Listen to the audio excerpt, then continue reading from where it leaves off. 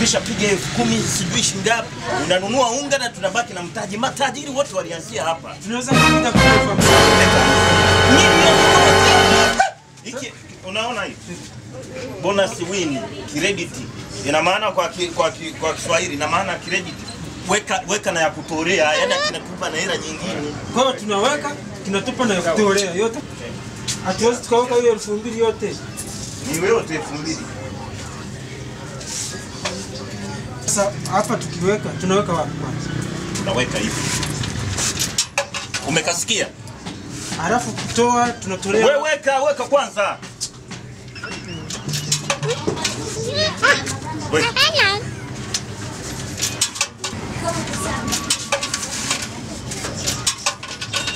Haya, umeshiamu. Sasa pa kuitolea ni wapi hapa? Pa kuitolea ni kucheza kwanza sasa hivi.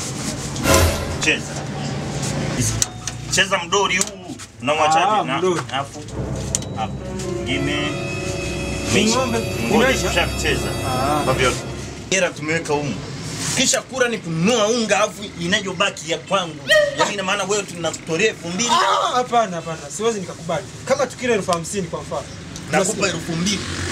Sasa hapo utakuwa unazindua. Sasa utasababisha si mtaji wetu sote. Wewe.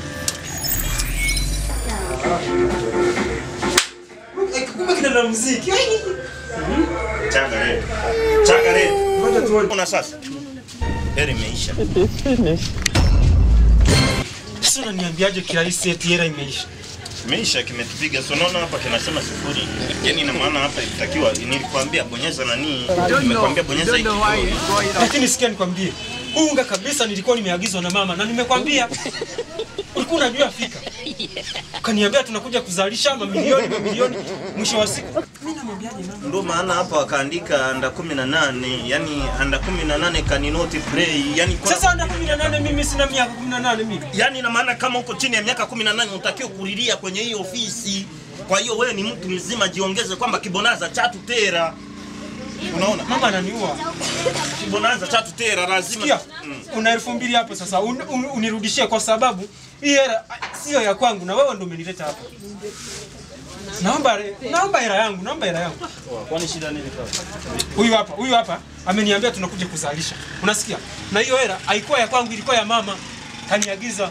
Unaona? Ilikuwa shilingi ngapi? 2,000. Kaniambia tunapiga mpaka mamilioni. Wako ulipata milioni.